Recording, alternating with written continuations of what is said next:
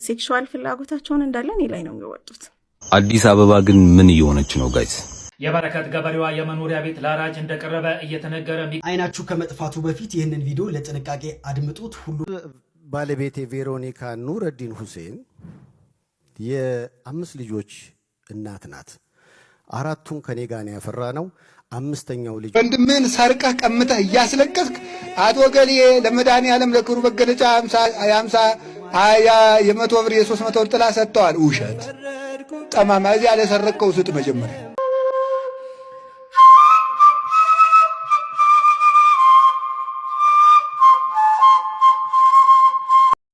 በረከት ገበሬዋ በመጨረሻም ቤቷ ለሐራጅ ቀርቧል። እንግዲህ ሰሞኑን እጅግ መነጋገሪያ የነበረችው በጠቅላይ ሚኒስትሩ ዙሪያ የተናገረችው ነገር እጅግ መነጋገሪያ ሆኖ ነበር። እንግዲህ በስንቄ ባንክ አማካኝነት ቤቷ ለሐራጅ መቅረቡ በተለያዩ ማህበራዊ ሚዲያዎች ላይ እየተዘገበ ይገኛል። እንግዲህ ይህንን ቪዲዮ አብረን እንመለከታለን። ሰይፉ በሽልማት ፕሮግራሙ ላይ 5 ልጆች እንዳሉትና 4 ልጆቹን አብረው እንዳፈሩ ተናግሯል። አንዱ ልጁ ማን ነው እንዴት ነው የሚለውን ነገር አብረን እንመለከታለን። እንዲሁም ደግሞ ለመረጃ እጅግ እናንተ ተጠቀሙበታላችሁ ያልኳቸውን በጣም እጅግ ወሳኝ የሆኑ መረጃዎች ይዤላችሁ ብቅ ብያለሁኝ። እንዲሁም ደግሞ እናንተን ያስተምራሉ ያልኳቸውን እጅግ ጠቃሚ ሐሳቦች ይዤላችሁ ብቅ ብያለሁ። አንድ እህታችን እስልምና እምነት ተከታይ እህታችን የተናገረችው ንግግር ለሁላችንም አስተማሪና አስፈላጊ ነው ብዬ ስላሰብኩ አካትቼዋለሁ። አብራችሁ እንድትቆዩ ጠየቅኩኝ። ወደ ቪዲዮቹ እንሄዳለን።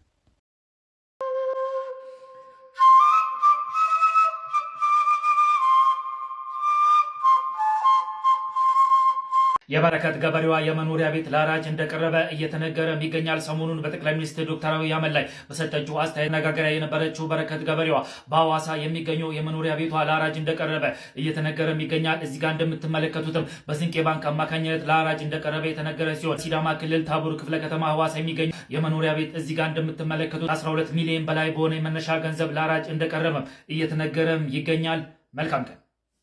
የወላዷን ስቃይ ስመለከት አልቻልኩም። እኔም በጣም ደከመኝ። እንባዋን ሳይ እኔም ባለሁበት ቁጭ ብዬ አለቀስኩ። የእኔ ማልቀስ ግን ህፃኑን ማትረፍ አልቻልኩም። በዚህም በጣም አዝኛለሁ ሲል እንግዲህ የአምቡላንስ ሹፌሩ ተናግሯል። ከሰሞኑ እንግዲህ ይህ የምትመለከቱት የአምቡላንስ ሹፌር አንዲት ወላድ እናትን ወደ ሆስፒታል ይዞ ሲጓዝ አምቡላንሷ በጭቃ ተውጣ እንዲሁም ደግሞ ሹፌሩ መኪናዋን ለማውጣት የቻለውን በሙሉ አድርጎ ሲያቅተው በጭቃው ላይ ቁጭ ብሎ ሲያለቅስ የሚያሳይ ምስል እንግዲህ በተለያዩ በማህበራዊ ሚዲያዎች በርካቶቻችሁ እንደተመለከታችሁ ተስፋ አድርጋለሁ። ይህ ሹፌር ሀብታሙ ደርጎ ደረሰ ይባላል። ሹፌሩ ሲናገርም ታዲያ ችግሩ የተፈጠረው ከወሎ ጋዳ ወረዳ አንዲት ወላድ እናት በወሊድ ምክንያት ሪፈር ተጽፎላት ወደ ጎፋ ዞን ሆስፒታል ይዤ እየሄድኩ እያለ ልዩ ስሙ ጃውላ መንገድ ተብሎ በሚጠራው ቦታ ላይ ጥቅምት 2 ቀን 2018 ዓ.ም ከሌሊት 8 ሰዓት ላይ ነበረ ከወላዷ ጋር የነበሩ ሰዎች ከእኔ ጋር በመሆን መኪናዋን ከጭቃው ለማውጣት እየታገልን እያለ ወላዷ በዚያው ቦታ ላይ ትወልዳለች። የሚያሳዝነው ግን የተወለደው ህፃን ሞቷል፣ በህይወት ማትረፍ አልተቻለም ሲል ተደምጧል። እናትየዋንና ህፃኑን በህይወት ለማዳን የግድ አምቡላንሷን ከጭቃው ማላቀቅ ስለነበረብኝ ብዙ ስቆፍር ነበረ፣ ነገር ግን አልሆነም። እኔም በዚያ በርድ ስቆፍር አድሬ ሰኞ ዕለት ጠዋት 2 ሰዓት ተኩል አካባቢ ላይ ወደ ጋዳ ተመለስኩ። በህይወት የሌለ ልጅ የወለደችው እናትም የደም ካንሰር ያለባት ሲሆን ወደ ጥቁር አንበሳ ሪፈራል ሆስፒታል ሪፈር ተጽፎላት፣ ነገር ግን ለህክምናው የተጠየቀችው ገንዘብ ወደ 800,000 ብር ስለሆነ ገና እርዳታ እያሰባሰብን ነው ሲል እንግዲህ የአምቡላንስ ሹፌሩ ተናግሯል። እናንተስ በዚህ ጉዳይ ምን ትላላችሁ? ሰባችሁ ነገር እስኪ። እንግዲህ ሰሞኑን ማህበራዊ ሚዲያ ላይ በጣም ሲንቀሳቀስና የብዙዎቻችንን ልብ ስለነካ ይህን ቪዲዮ እንድታደምጡትና እናንተ ማሳባችሁ እንድታጋሩ በማለት ይህን ቪዲዮ ይዤላችሁ በቃ አልኩኝ። ሰሞኑን እጅግ መነጋገሪያ የነበረች አንድ እህታችን አለች። እሷም በማህበራዊ ሚዲያ ላይ ቀርባ የተናገረችው ነገር ብዙዎቻችንን ያስተምራሉ እየስላሰብኩኝ እሱንም ሴክሹዋል ፍላጎታቸውን እንዳለ እኔ ላይ ነው የሚወጡት። እንዲህ አድርገው እንዲህ ተጠቅመው ልልህ በምችልበት ሁኔታ ላይ አይደለም። ያንን ለመግለጽም እንትን ይላል፣ ይከብዳል። ቃሉን ማውጣት በጣም ነው የሚያስጠላው። ወንድ ልጅ ሴት ልጅ ላይ ፍላጎት ካለበት ስሜቱን የሚወጣው አንድ ወንድና ሴት ሊተኙበት በሚችሉበት መንገድ ብቻ አይደለም። ብዙ ስሜቱን ሊወጣበት የሚችልባቸው መንገዶች አሉ። ራስህን እንድጠላ የሚያደርጉ የሚያረክስ ገላይን ይጠቀሙታል። ይሄ እንደ ማንኛውም ሴክሹዋል ሁኔታ ካደረጉ ብዙ ሰው ያለበት ነው፣ አይመቻቸውም። ይሄኛው በጣም ነው ጫና የሚያሳድርብኝ። አንደኛው ረባሹ ይሄ አስቸጋሪው ከቤት ውስጥ የሚባለው ማለት ነው። ድንገት ይመጣል እንጫወት ይላል። እኔ እሱን ስለማቅ መጫወት አልፈልግም። እንጫወት የሚለው ጨዋታ ምንድነው? ተሰብስበን ተኝተን እናወራ ነው። ከዛ እኔ እምቢ ማለት አልችልም። የሰፈሩን ልጅ ነው የሚሰበስበው።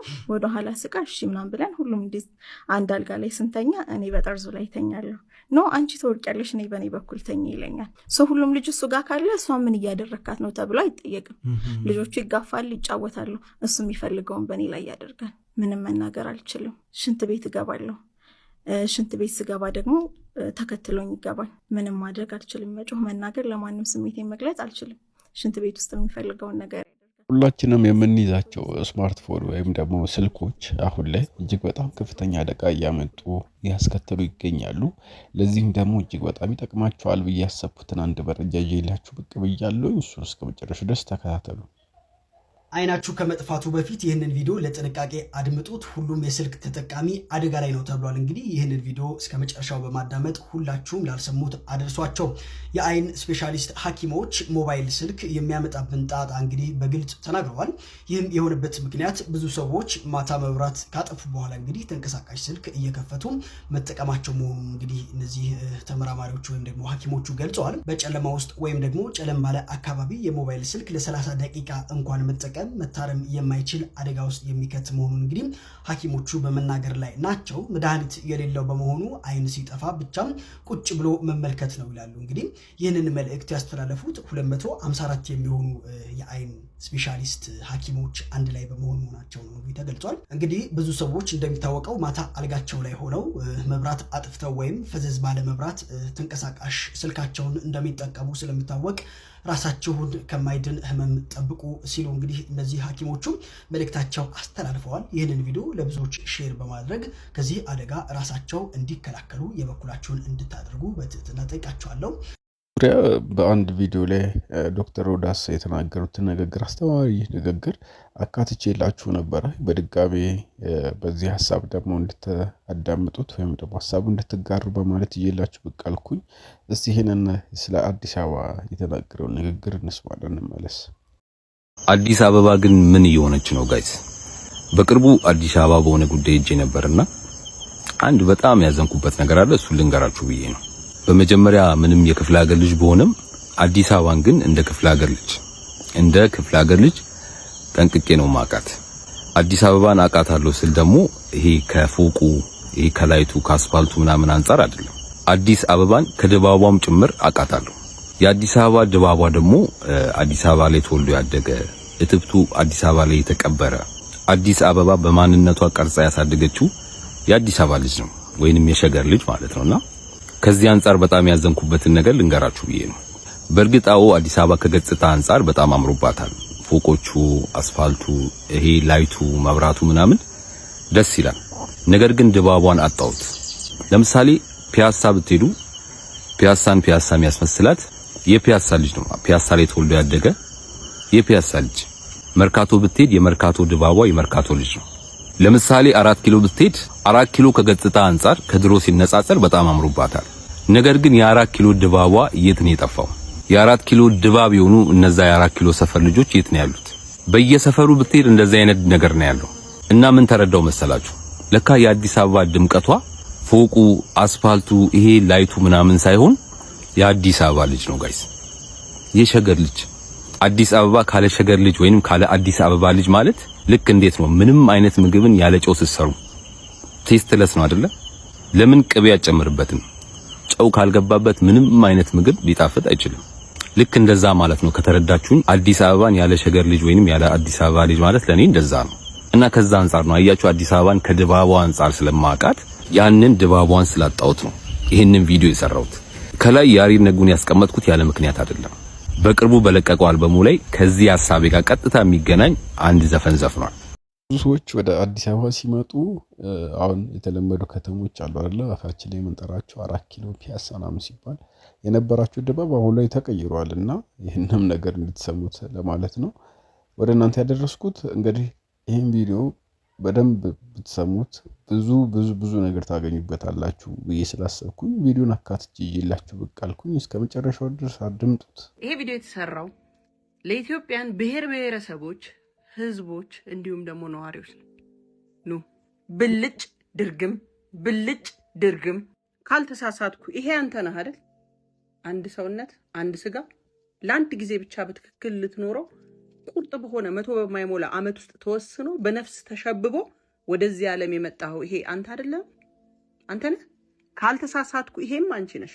በአሁኑ ሰዓት በተሰጠሽ ሰውነት ሪፕሌይ ወይም ደግመሽ ማጫወት በማትችው የህይወት መንገድ ትላንትን መድገም ሳትቺ የምትኖሪበት የተሰጠሽ አንድ የሆነ ስጋ አንድ በሆነ ቦታ ተወስነሽ በሆነ ቤተሰብ ውስጥ ታጥረሽ የተፈጠርሽ እንስት አንቺ ነሽ አይደል? ይሄ አዝናለሁ እንግዲህ ይሄንን ስነግርሽ ያንቺ እድሜ 100 ማትሞላ እድሜ ማለት ከኮከብና ከተራራ አይን ሲታይ የኛ ህይወት ማለት ብሊንክ ብልጭ ብላ ድርግም የዚህን ያህል አጭር። ጥያቄው ታዲያ እኔ ለዚህ ዘመን ብልጭ ድርግም ነኝ ብላ አምነት አቃል? ካንተ በፊት የነበሩት ሄደዋል፣ ካንተ በኋላም ያሉት ይሄዳሉ፣ አንተም ትሄዳለህ። ለምንድን ነው ታዲያ ከህብረት ይልቅ ክፍፍልን የመረጥከው? ለምን ነበር ታዲያ ለብልጭ ድርግም ህይወት የኔ ፍላጎት ካንተ ይበልጣል ያልከው ጎረቤትን? ያም ሰው ግን እኮ አንዴ ነበር የሚኖረው። ያቺን ብልጭታ ህይወት የኔ ቤተሰብ የኔ ብሔር ካንተ ይበልጣል ያልከው ጎረቤትን ያም ቤተሰብ እኮ አንዴ ብቻ ነበር የሚኖረው እኮ። ለምን ጠላኸው ጎረቤትን? በእምነት በባህል በአመራር በቀለም ስለተለየ። የኔም ህይወት እኮ ልክ እንዳንተ ነው። የሱም ህይወት እኮ ልክ እንደኔ ነው። ብልጭ ብሎ ድርግም 100 ሳይሞላህ አፈር ለምትቀምሰው ነገር ህብረት እንዴት አቃተ? እንዴት ቻልክበት ነው?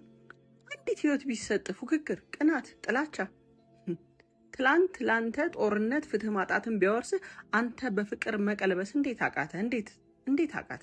እሺ ሳትዋሽ ንገረኝ። ማን ነው በመበታተንህ በመጠላላትህ በመናናቅህ በመገዳደልህ ተጠቃሚው ማን ነው? ዛሬም በህይወት እስካለን ጠቅ ጠቅ ጠቅ ሰዓት እየሄደ ነው። ሰዓቱ ግን ከመኖር ወደ አለመኖር አንተን ሊወስድ ነው። ዛሬም ግን አንተ ጥላቻ ላይ ነህ። እደግመዋለሁ 100 በማትሞላ ዓመት በጊዜያዊ ቤታችን ትንሽ አረፍ ብለን ተጓዦች መሆናችንን ረሳ ነው አይደል? የኔ ትውልድ ዘመናችን ሳያልቅ አይናችን ከጥላቻ ወደ ፍቅር ወደ መግባባት ወደ መከባበር ወደ እኛነት ወደ ደስታና ዞርም ይቅር። ድንበሩ ለመሬት ዶክትሬኑ ለእምነት ፖለቲካው ለልዩነት ሲያጨበጭብ በአንድ ቅጠል እንደሚባላ ጉንዳን ተባልተን እንሙት ወይ? አዎ ሳንኖር እንሙት ከሆነ መርህ ለምንድን ነው ይሄ ፈገግታ ደስ የሚያሰኝ? እስቲ ያቸው ለምን? ንጹህ ስለሆነ ፍቅር ስላለበት። በተሰጠን አጭር ጊዜ ልብ ሞልቶ ስጋ የሚያርፈው ፍቅር ሲኖር ብቻ መሆኑን ዛሬም አልነቃንም አይደል? የኔ ትውልድ አሁንም ልድገምልህ፣ እኛ ማለት በጨለማ ወቅት እንደወጣ እንደ ጊዜያዊ ኮከብ ማለት ነው። ብልጭ ድርግም ብልጭ ድርግም ይወለዳል፣ ይሞታል። ከኛ በፊት እንዳለፉት እኛም እናልፋለን። ግን ምን እናውርስ? እኛ እንዴት እንኖር? እንዴት ምርጫ ነው።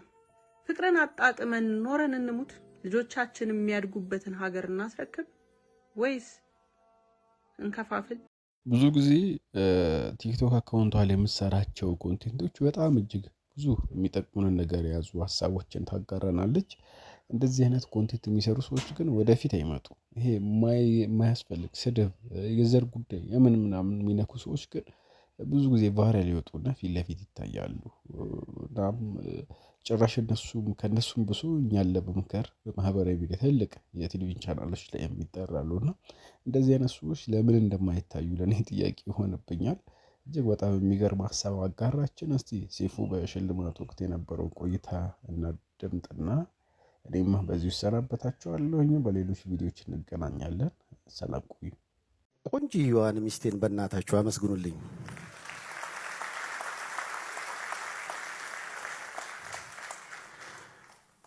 በቅርቡ ነው 10ኛ ዓመት የጋብቻ ባላችን ያከበርነው። እንኳን ለዚህ ቀን አበቃሽ። 10 ዓመት ሙሉ ስላቃጠልኩሽ።